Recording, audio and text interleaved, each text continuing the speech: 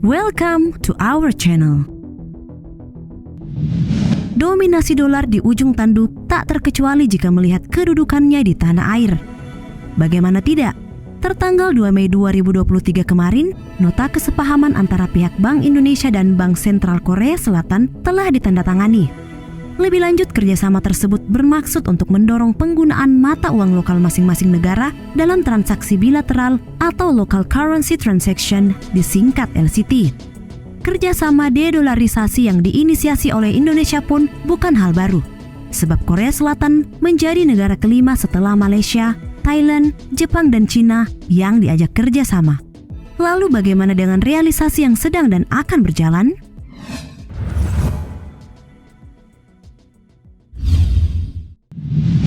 Sebagaimana dinukil dari situs resmi Bank Indonesia, nota kesepahaman yang ditandatangani Gubernur Bank Indonesia Peri Warjio dan Gubernur Bank of Korea Ri Chang-yong berlangsung di sela-sela pertemuan Menteri Keuangan dan Gubernur Bank Sentral ASEAN Plus 3 di Korea Selatan. Tak ayal, kolaborasi tersebut disebut-sebut telah menandai capaian penting dalam memperkuat kerjasama keuangan bilateral keduanya. Untuk kalian ketahui, Korea Selatan adalah negara kesekian yang menjalin kerjasama LCT ataupun Local Currency Settlement, disingkat LCS, dengan Indonesia.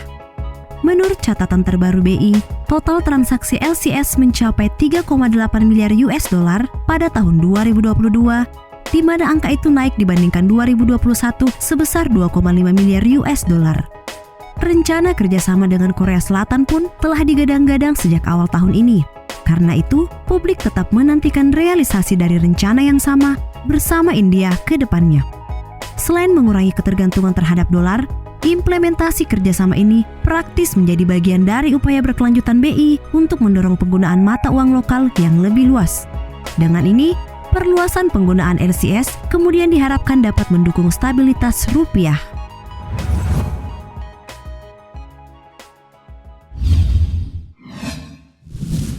Indonesia Korsel sepakat tinggalkan dolar. Indonesia dan Korea Selatan telah mencapai kesepakatan kerjasama dengan mendorong penggunaan mata uang lokal masing-masing dalam transaksi bilateral. Artinya, transaksi dagang kedua negara tidak lagi melibatkan dolar, melainkan akan menggunakan rupiah dan won sebagai gantinya.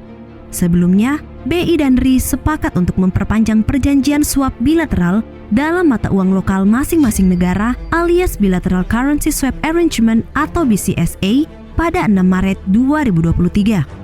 CNBC dalam rilisnya menyebut bahwa adanya kesepakatan BCSA dengan Korea Selatan memungkinkan kedua negara untuk melakukan transaksi perdagangan dan investasi dengan mata uang lokal masing-masing hingga mencapai 10,7 triliun won Korea Selatan atau 115 triliun rupiah.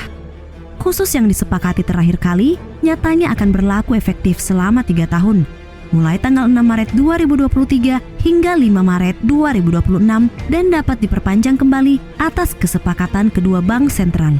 Adapun perjanjian kerjasama BCSA Bank Indonesia dan Bank of Korea pertama kali ditandatangani pada Maret 2014 dan telah diperpanjang masa berlakunya beberapa kali. Kedua bank sentral tersebut bahkan menegaskan bakal terus memperkuat kerjasama itu melalui sharing informasi dan diskusi secara berkala. Apalagi, BI dan Bank of Korea memandang kerjasama ini bakal berkontribusi besar ke depannya.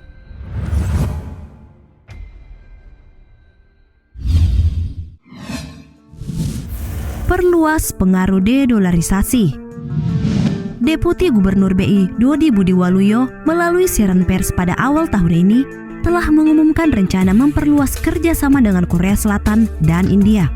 Nah, dengan ditekannya kesepakatan dengan Korea Selatan di bulan ini, otomatis menjadikan negara beribu kota Seoul tersebut sebagai negara kelima setelah Malaysia, Thailand, Jepang, dan Cina yang bergabung dalam kerjasama serupa. Diketahui, Indonesia pertama kali memberlakukan skema kerjasama ini dengan Thailand dan Malaysia sejak 2018, kemudian dengan Jepang mulai September 2022 dan Cina pada September 2021.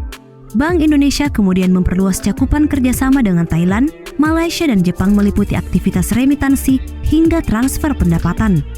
Kemudian penguatan LCT dengan Thailand dilakukan akhir tahun 2020, sementara dengan Malaysia dan Jepang disepakati Januari 2023. LCT juga termasuk dalam fitur kerjasama pembayaran berbasis kode QR antara Indonesia dengan Thailand. Di sisi lain, kerjasama LCT dengan Singapura telah ditandatangani nota kesepahaman pada 29 Agustus 2022 dan tengah dalam tahap penjajakan implementasi pada 2023. Sementara, untuk kerjasama LCT dengan Arab Saudi dan India sudah ada dalam rencana BI dan saat ini penjajakannya tengah berlangsung. Berdasarkan data BI, sejak dimulainya kerjasama LCT atau LCS pada tahun 2018 hingga Maret 2023, terdapat total transaksi setara 10,10 miliar dolar Amerika Serikat. Transaksi ini selanjutnya tergantikan dengan mata uang lokal negara-negara yang bekerja sama dengan Indonesia.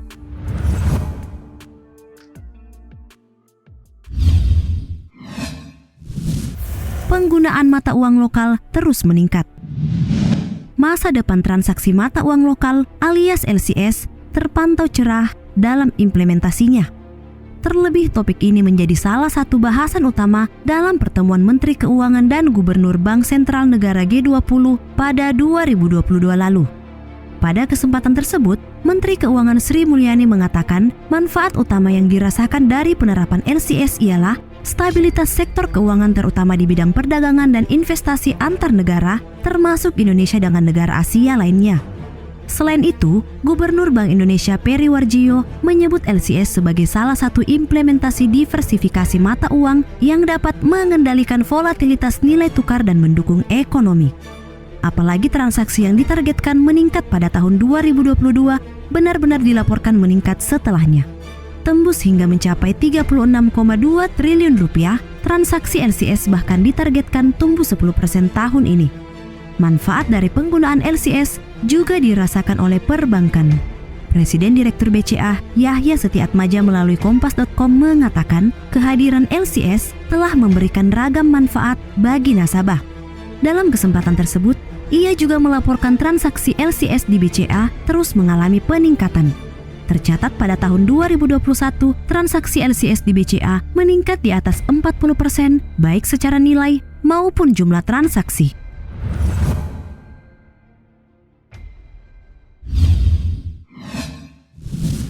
Skenario BI ajak ASEAN buang dolar. Momentum Indonesia menjadi ketua ASEAN pada 2023 ini dimanfaatkan Bank Indonesia untuk menjalankan skenario mengurangi transaksi menggunakan dolar Amerika Serikat. Bersama otoritas moneter se-ASEAN, kehadiran LCT kemudian disebut sebagai salah satu bentuk aksi buang dolar oleh Indonesia. LCT merupakan transaksi yang memudahkan masyarakat untuk bisa berbelanja di negara tujuan menggunakan mata uang lokal, dalam hal ini rupiah. Artinya, transaksi ini lebih kepada untuk transaksi retail.